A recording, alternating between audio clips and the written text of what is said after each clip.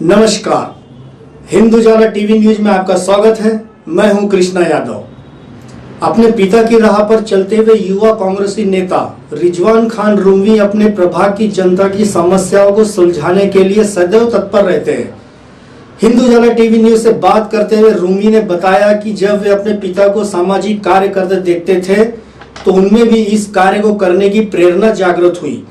फिर चाहे बिजली हो या पानी या शिक्षा से संबंधित कोई भी मुद्दा हो, वो इसे बड़ी तत्परता से उठाते हैं और उसका समाधान भी करते हैं। कोरोना काल को देखते हुए 10वीं और 12वीं की परीक्षा को रद्द करने की मांग को लेकर उन्होंने शिक्षा उप संचालक को ज्ञापन भी सौंपा। जो आपने कल ज्ञापन सौंपा शिक्षा संचालक को, किन मांगों को लेकर ज्ञापन दिया? हमारी मांग ये थी कि 10वीं और 12वीं की बोर्ड की परीक्षा आज से कुछ ही दिन बाद शुरू होने वाली है और हमने देखा है कि पिछले 1 साल से देश के अंदर कोरोना काल चल रहा है। ऐसी विपरीत परिस्थिति में 10वीं और 12वीं की बोर्ड की परीक्षाएं लेना, मुझे ऐसा लगता है कि कहीं ना कहीं ये प्रशासन का, शासन का गलत निर्णय है, क्योंकि कोविड के अंदर बच्चों की बराबर पढ़ाई नहीं हो पाई है। स्कूल और कॉलेजेस बंद थे, ऑनलाइन पढ़ाई बच्चों की हुई, लेकिन बराबर मुकम्मल पढ़ाई नहीं हो पाई। क्यों? क्योंकि जो गरीब मध्यम वर्गीय परिवार के जो बच्चे थे उनके पास एंड्रॉयड मोबाइल ही नहीं था, तो ऑनलाइन पढ़ाई कैसा करेंगे। तो हमने कल नागपुर जिला शिक्षक उप संचालक मैडम को ज्ञापन दिया और ज्ञापन में हमने मांग की कि या तो आप स्लैब को कम करें, कोर्स को कम करें, या तो फिर परीक्षा को रद्द कर दिया जाए या फिर उसको आगे बढ़ा दिया जाए ताकि बच्चों को तैयारी करने का एक अच्छा मौका मिले। कि जनता के लिए कैसे कार्य करते हैं आप? मैं पिछले 7-8 सालों से सामाजिक क्षेत्र में कार्यरत हूँ और हम लोगों ने पिछले 7-8 सालों में पश्चिम नागपुर के अंदर और नागपुर शहर के अंदर विभिन्न जन समस्याओं को उठाकर प्रशासन के सामने रखा और जनता को न्याय दिलाने के लिए हम लोग सदैव तत्पर रहे। हमारे पास में एक युवा टीम है, नई टीम है हमारे पास में, और हम लोगों ने हमेशा जनता के काम आने के लिए अपनी पूरी ताकत झोंकी है। वो चाहे फिर वो बालूदान गार्डन का विषय हो, चाहे वो रोड पे के गड्ढे भरने का पैच वर्क का विषय हो, या तो फिर बिजली की समस्या का आंदोलन का विषय हो। यानी पिछले 7-8 सालों से हमने प्रशासन को जन आंदोलन के माध्यम से, डेपुटेशन के माध्यम से एक क्रांतिकारी रूप से हम लोगों ने हमारी राजनीति की नींव रखी और पश्चिम नागपुर के अंदर हम लोगों ने एक क्रांतिकारी रूप से आंदोलन करके, जन आंदोलन करके, क्योंकि हमारा जो संविधान है, डॉक्टर बाबा साहब आम्बेडकर ने हमको संविधान का जो अधिकार दिया है कि हम लोग अपनी राय मनवाने के लिए प्रशासन के सामने, सरकारों के सामने, चाहे वो राज्य सरकार रहे, चाहे वो केंद्र सरकार रहे, कोई भी सरकार रहे, उसके सामने जन आंदोलन करना और जनता की राय मनवाना और अपना अधिकार मांगना, ये हमारा हुकूक और हमारा अधिकार है। और यह अधिकार हमको परम पूज्य डॉक्टर बाबा साहब आम्बेडकर के संविधान ने दिया है। तो आगे भी हम लोगों की यही मंशा और यही कोशिश रहेंगी कि सभी मेरे युवा साथी हम लोग साथ में मिलकर जनता को न्याय दिलाने के लिए हर संभव प्रयास अपने तरफ से करेंगे। इसके लिए मेरे साथ पूरी मेरी युवा ब्रिगेड, पूरी नई टीम तैयार है। अभी बीच में हमने नायलॉन मंजे का एक मुहिम छेड़ी थी। हमने नागपुर शहर के अंदर जो नायलॉन मंजे का जो विरोध जताया मनपा मुख्यालय का, उसमें हमने घेराव भी किया था और प्रणय ठाकरे नाम का बच्चा जिसका गला कट गया था इमामवाड़ा क्षेत्र में, उस बच्चे को न्याय के लिए हमने प्रशासन से और सरकार से 10 लाख रुपए के मुआवजे की मांग की, क्योंकि बच्चा गरीब परिवार से था और पेशे से इंजीनियर था। जवान बच्चे की मौत होने के कारण परिवार के ऊपर दुखों का पहाड़ टूट पड़ा। आगे भी हम लोग न्याय के लिए जोर जुलम की टक्कर में संघर्ष हमारा नारा है। यही नारों के साथ हमारी राजनीति चलती रहेंगी और सामाजिक क्षेत्र में हम लोग कार्य करते रहेंगे। हाँ, पटोले जी के प्रदेश अध्यक्ष बनने से पार्टी को क्या फायदा होना है?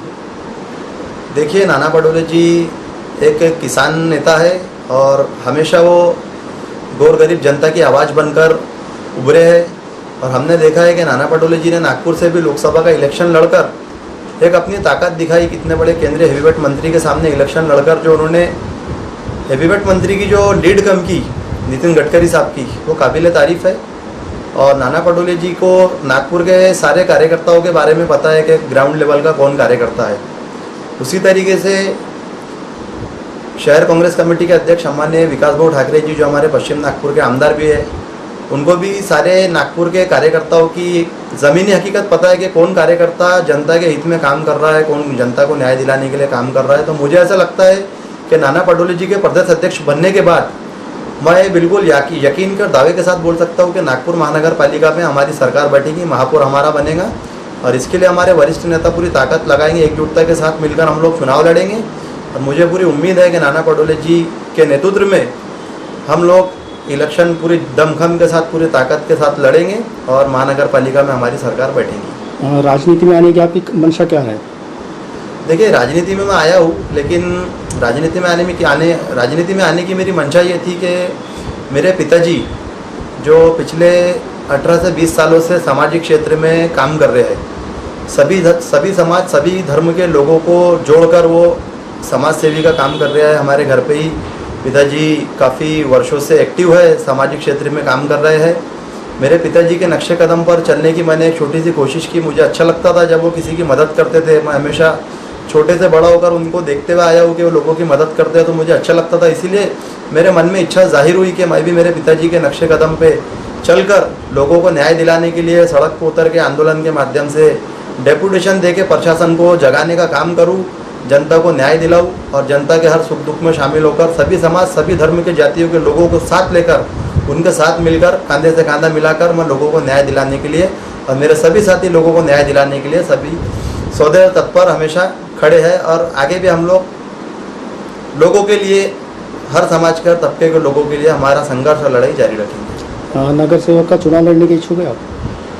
देखिए, हर राजनीतिक क्षेत्र में काम करने वाला कोई भी इंसान रहे, कोई भी पार्टी का कार्यकर्ता रहे, उसकी मंशा रहती है जब वो सामाजिक क्षेत्र में, राजनीतिक क्षेत्र में काम कर रहा है और जनता की उम्मीदों पे वो खरा उतर रहा है, तो जनता की तरफ से खुद यानी आवाज़ आती है कि भाई अब आपने इलेक्शन लड़ना चाहिए। पिछले 17-18 सालों से पिताजी काम कर रहे हैं सामाजिक क्षेत्र में। पिछले 7-8 सालों से मैं खुद मेरे साथियों के साथ मिलके काम कर रहा है। हमारे पास में एक अच्छी युवा टीम है। तो पश्चिम नागपुर के और प्रभाग 12 के, जहाँ पे मेरा वार्ड आता है, मेरा घर आता है, मैं प्रभाग 12 में रहता हूँ। आने वाले समय में पब्लिक के कहने पे, आम जनता के कहने पे, आम जनता का जैसा कहना है कि मैं पिछले 7-8 सालों से जो काम कर रहा हूँ, तो पब्लिक मेरे काम को पसंद करती है। सामाजिक क्षेत्र में सोशल एक्टिविटीज़ भी हमारी बहुत अच्छी चलती रहती है। कोई गरीब का दवाखाने का इलाज रहा, हम उसके इलाज कराने के लिए अभी कोविड में, कोरोना काल में मैंने और मेरे साथियों ने, हमने काफ़ी सारे हॉस्पिटल में जाके गरीबों की मदद की। उसके बाद में हमने जो गरीब गुरदार जो लोग थे, उनके घर पे हमने राशन पहुंचाने का, किट पहुंचाने का काम किया, मास्क बांटने का, सैनिटाइजर बांटने का काम किया। तो सामाजिक क्षेत्र में हम लोग बढ़ चढ़ के हिस्सा लेते हैं और हमेशा काम करते हैं। तो पब्लिक का हमको फीडबैक ये है कि हमने इलेक्शन लड़ना चाहिए। तो आने वाले समय में हमारी इच्छा रहेगी कि मैं पार्टिसिपेट करूं और इलेक्शन लड़ूं, और इसके लिए मेरे पीछे एक अच्छी युवा टीम है कि हम लोग अच्छा इलेक्शन लड़ेंगे, ऐसा मैं आपको भरोसा और उम्मीद भी दिलाता हूँ। और चुनकर आने के बाद प्रभाग 12 में जितने भी कार्य है जो रह गए हैं, जो जनता बोलेंगी मुझे काम करने के लिए, तो मैं जनता की उम्मीदों पे खरा उतरने की पूरी कोशिश करूंगा और सारे कामों को अंजाम देने की अपनी तरफ से पूरी कोशिश करूंगा। आखिरी सवाल, प्रभाग की जनता को क्या संदेश देना चाहेंगे? प्रभाग की जनता को यही संदेश देना चाहूँगा, जिस तरीके से आपने पिछले 7-8 सालों से मेरे ऊपर जो अपना आशीर्वाद बनाए रखा, तो आगे भी आप लोगों का आशीर्वाद इसी तरीके से बनाए रखिए। संगठन ने अगर मुझे मौका दिया इलेक्शन लड़ने का, तो मैं एक अच्छा ये चुनाव लड़ूंगा और आपके हर सुख दुख में कंधे से कंधा मिलाकर खड़े रहूँगा और हर संभव प्रयास करूँगा अपनी तरफ से कि मैं आप सबके काम आऊँ। आधी रात को आप मुझे फ़ोन कर सकते हैं, मैं हमेशा 24 आवर्स जनता की सेवा में उपलब्ध रहता हूँ। आप अभी भी मुझे कुछ भी काम बता सकते हैं, चाहे वो सिविल कॉर्पोरेशन का रहे, चाहे NIT का काम रहे, चाहे संबंधित किसी भी विभाग का काम रहे। आप लोग मुझे अभी भी, मैं पार्षद नहीं हूँ तो अभी भी मुझे आप कुछ भी काम बता सकते हैं। मैं आप लोग के साथ में हमेशा कंधे से कंधा मिलाकर खड़ा हूँ और चुनकर आने के बाद मैं 4 काम और ज़्यादा करने की कोशिश करूँगा, ऐसा आप सबको विश्वास दिलाता हूँ। मंजिलें मिल ही जाएंगी कि भटकते ही सही, मंजिलें मिल ही जाएंगी कि भटकते ही सही, अरे गुमराह तो वो है जो घर से निकले ही नहीं, अरे गुमराह तो वो है जो घर से निकले ही नहीं। जय हिंद, जय भारत। आपका अपना रिजवान खान रूमी।